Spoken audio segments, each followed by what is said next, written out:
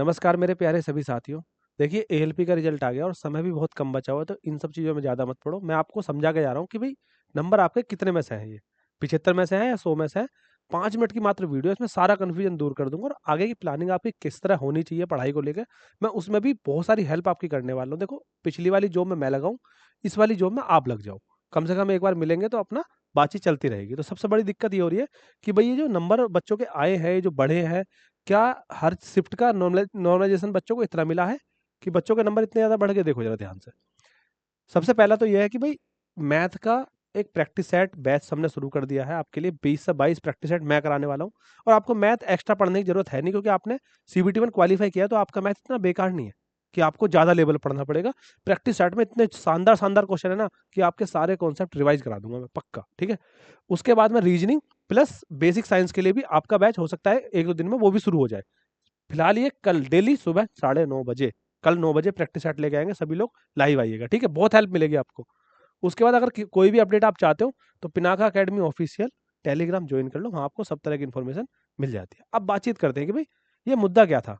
देखो ये जो नॉर्मलाइजेशन हुआ है ना, ये हमारे टाइम में भी हुआ था, लेकिन कुछ क्लियर लिखा हुआ था उस समय पे।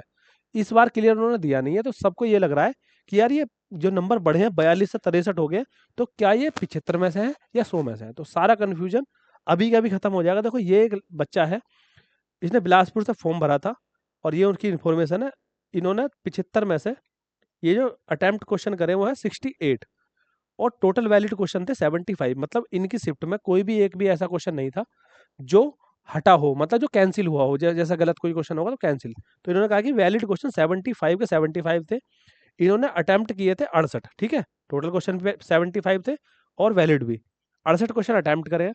तो 68 अटेम्प्ट करने के बाद में आप देखो कि हुआ क्या है। 49 इन्होंने सही करे हैं और जो गलत हुए हैं वो 19 हुए हैं, 19 गलत हुए हैं। उसके बाद में इनके जो नंबर बैठे वो बैठे हैं 42.67। अगर 42.67 नंबर इनके ये बैठे हैं तो बढ़ने के बाद में यहाँ लिख रहा है नॉर्मलाइजेशन के बाद के मार्क्स, ये लिखा हुआ है 63.41 आगे तक लिखा हुआ है ये। उसके बाद में परसेंटाइल स्कोर 92.81 का मतलब क्या है ना कि ये जो बच्चा है ना, ये 92.81 का मतलब ये है कि 92% जो बच्चे थे वो इनसे पीछे थे। 92.81% में नंबर पे है ये। तो मतलब लगभग जो इनके नीचे नंबर थे वो नीचे हैं। मतलब इसका कहने का मतलब है कि भाई 7.2% बच्चे इनसे ऊपर थे, लगभग 7% के आसपास में। ये यहाँ कह रखा है कि भाई इन नंबरों के हिसाब से ये 16,449 बच्चों से ऊपर थे, जो इनकी शिफ्ट में टोटल बच्चे 17,722 बैठे थे और शॉर्ट लिस्टेड सीबीटी 2 के लिए हुए हैं। तो यस और नो यहाँ लिखा हुआ है।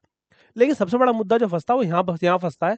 तो मैं आपको बता दूं, देखो यहाँ से ये स्कोर है, ये आपका 75 में से नहीं है। ये जो स्कोर है ये आपका है 100 में से। ये वाला स्कोर जो है ये 100 में से है, 100 में से है ये।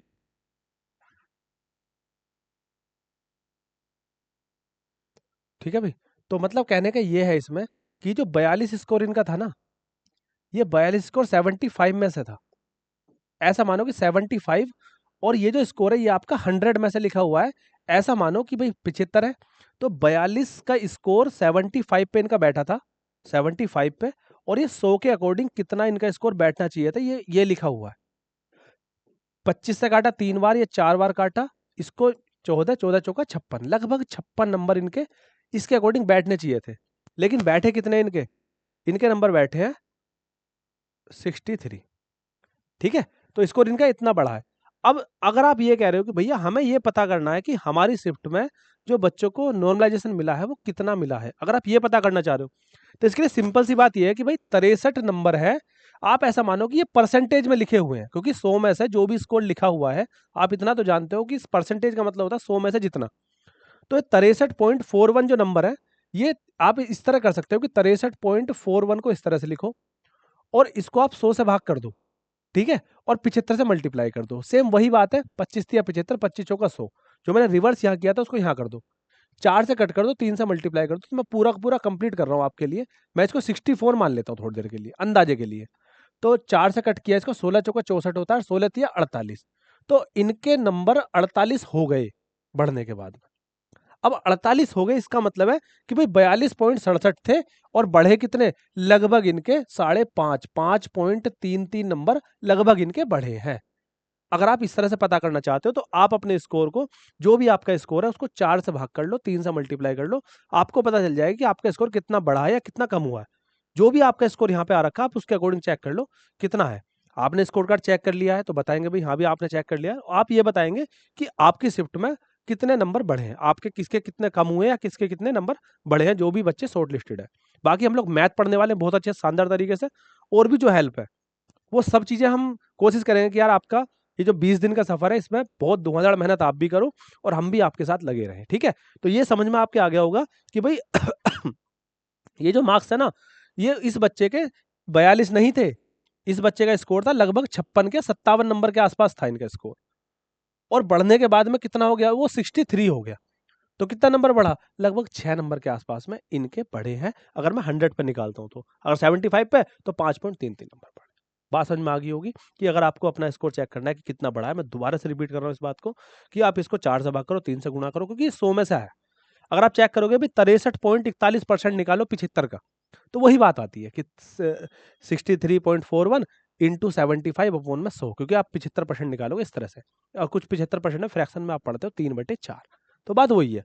आप इस तरह से अपना स्कोर निकाल के चेक कर सकते हो। बाकी आप किसी कंफ्यूजन मत रहो कि ये 75 में से कट ऑफ है। कट ऑफ हमेशा 100 में से बनती है, लिखा हुआ है, पहले भी लगा हुआ है, ठीक है। तो आप इसमें ज्यादा कंफ्यूज मत रहो, और ये सब आपका है। बाकी आपके सामने कि भाई आपको बैच में आना चाहिए हमारे, जो भी बैच में आएंगे, ठीक है। आपसे मिलेंगे बाकी अगली वीडियो में, स्ट्रेटेजी क्या होनी चाहिए आपकी आगे तैयारी की, मैं जल्दी एक वीडियो डाल दूंगा, आज ही शाम को मिल जाएगी आपको। जय हिंद सभी को।